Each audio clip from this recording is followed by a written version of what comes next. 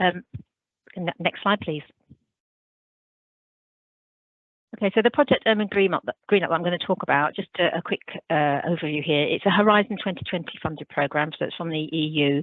Liverpool City Council was part of a Liverpool consortium, also consisting of the University of Liverpool and the Mersey Forest. And over a period of 6 years, we trialled and monitored the retrofitting of a whole range of different nature-based solutions across the city. And we monitored baseline and post-intervention for environmental, social and economic benefits. Next, please.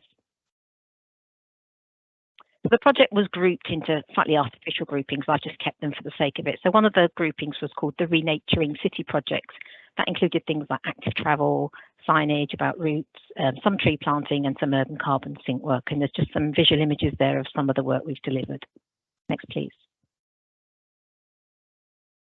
So I'm going to talk about a couple of challenges in that particular category. So the first is about planting trees for that important shade and cooling in city spaces, and the problems we have about underground utilities, pipes and communications that often prevent this. So one of the things we were trying to do was to trial containers. The lady lived in this house, this end terrace here. She was really excited about having these trees, but once they went in, we did have problems. There was some antisocial behaviour. You can see some graffiti on the middle top slide, although admittedly not as bad at her house. Also, unfortunately, the people used them as bins, which was a shame. And we had other reports from them as well. So apart from people apparently urinating behind them, somebody setting up home behind them, a homeless person, lots of issues. In the end, we moved them. And we moved them to this site here, which the bollard in the middle on the top right there will eventually be an active cycle route. But they were adopted by the Chinese community as part of the new year. And interestingly, since that happened back in February, we've got no graffiti on these. So really interesting to see that, you know, they didn't want them at the end terrace, but when they found somebody that did want them, the trees do seem to be doing quite well now.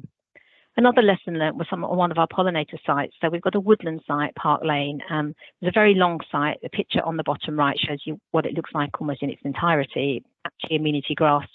And whilst we thought it would be lovely to transform this into a beautiful woodland walkway, obviously we have to consider everybody's opinions and discussions around green space. And a lot of the local city dog walkers use this site late at night, so they were keen that we kept some of it. So in the end, we only planted 1/3. Next, please. Another one was the planting a pollinator project. So this is all the different kinds of living walls. We've got soil-based, hydroponic, freestanding. We've got a range of different pollinator spaces and places and roofs, as well as mobile garden. But one of the challenges on one of our first living green walls here was that when we came to start the green wall, it was during COVID, and the Grenfell Tower report had just come out, and there was a change that classified green walls as a type of external cladding, and they came under new fire regulations. So that was something we hadn't bargained for. And also we had a challenge from one of the unsuccessful tenderers about the same issue. So we had to search the country to find somebody that could undertake these fire certification calculations at an additional cost, but we had contingency luckily, and also to the satisfaction of our building control. We were able to address that one. And then on our biodiversity works, on the 3 pictures at the bottom for the pollinators, we wanted to challenge ourselves to be as sustainable as possible, certainly in the city centre. So although we did source organic plants and reuse local materials, we undertook 3 key alternative approaches. One was something called deep turf stripping, where we took away more topsoil and turf than normal. So we removed the weed seed bank to allow more successful pollination growth of pollinators. The middle one shows the use of a flamethrower under a tree canopy where we couldn't use materials for machinery in case we damaged the tree roots, and it was good for small areas. And then the one on the right shows outside an urban college area where we didn't want to use chemicals in the urban environment, and we trialled acetic acid, which is non-toxic to dogs and trees, and if done early in the morning, it can be quite effective. And fortunately for me, they ran out, so there's a nice demarcation line showing after 1 run. Next, please. Water projects were really important. Liverpool's got the 4th highest surface water flood risk in the UK. So if I just start at the bottom picture on the left, that is what the EU called our urban catchment forestry, but is a sustainable sustainable urban drainage system. And those trees are working really hard at dealing with the surface water runoff from a key carriageway in the city. In the middle bottom, we've got a floating ecosystem island in one of the docks. And on the bottom right, we've got the first urban city rain garden, again, helping to alleviate surface water flooding. And at the top, a mixture of other retention ponds, floating islands, and importantly, civils, because the drainage and other civil aspects are really important. So with those sustainable urban drainage trees on the bottom left, we've got permeable paving as well. Next, please. So just a quick one here. The urban rain garden was a really big challenge. We went out to tender, open tender twice, and didn't have anything suitable. I suspect there are companies, certainly at the point that we were tendering, from London, but I doubt they wanted to make the journey to Liverpool, and I probably wasn't offering a lot of financial profit for them. So it took a long time, but we worked with consultants and we built a local consortia of companies. We got a landscape architect with water engineers, water storage specialists, etc. And we did a design and build contract to install that rain garden. And I'll be honest with you, that was a challenge. Next, please. Community engagement projects, lots of things like art habitat trails, working with community groups, biodiversity identification apps at forest schools and churches. Next, please. And for these, I've got a couple of examples. So the Bio app was using iNaturalist to record biodiversity, but the big challenge here was COVID, and our appointed contractors, Lancashire Wildlife Trust, were on furlough for a very, very long time. So we had to resort to online and Twitter and use socially distanced family events.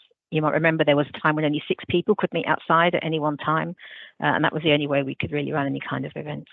And the other one really was just about the art habitat trail. We had 7 sculptures along one of the corridors made out of recycled materials, and they all had a religious connotation. So this particular one, which is a shrine to slime, talks about things, I think it's baptizing the water and the bringing of new life.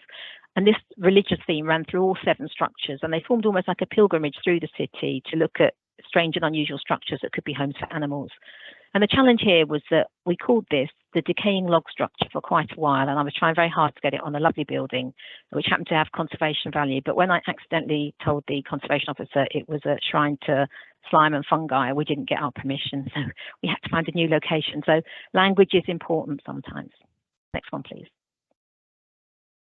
The general challenges, we obviously had things like staff losses and changes. Legislation and political priorities change a lot over 6 years. I procured a lot of stuff under exemptions, which meant I had a little actual support because I'd kind of gone off the page. And it's an EU project, which is horribly complex if anyone's ever done one. Contractors mostly were really good, and we made some really good contacts, but there were a couple that were unresponsive. I won't forget the face of one gentleman when I just appeared in person suddenly at 9 o'clock on a Monday in his Bolton office when he wasn't expecting to see me and probably didn't know I knew it existed. Other ones, we had some issues like one contractor was reluctant to sign a contract, and we'd spent 12 weeks writing reports and getting permissions.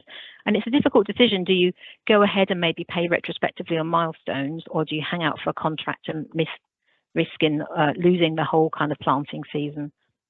And there was one contractor who did try to use people who had no idea what they were doing, and they went into administration. So, you know, even though you think you've done everything, there are these things that you have to watch out for. Next, please. Lessons learned, procurement is obviously key. I think design, build and delivery is really good. It keeps all the risk in one place and you've got a bit more control. Our contingency budget was really valuable, certainly on the first time you're doing something or innovative projects. And we also added snagging and retention. For contractors, it's mainly just good project management.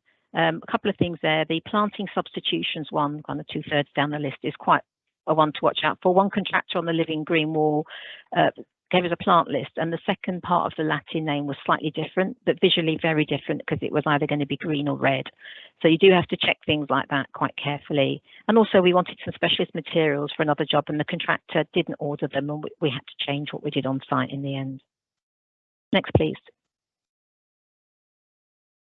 So my personal lessons learned, I think first of all, I just say that we've got some good data, and I will share the portal as soon as I can, and we'll circulate that and people can go on and have a look themselves. But I'm not ashamed to say that having consultants on board was really useful. They helped us to articulate the tender and the ask. They often had knowledge of the prices and the systems, and they were able to also help in discussions and dispute as well.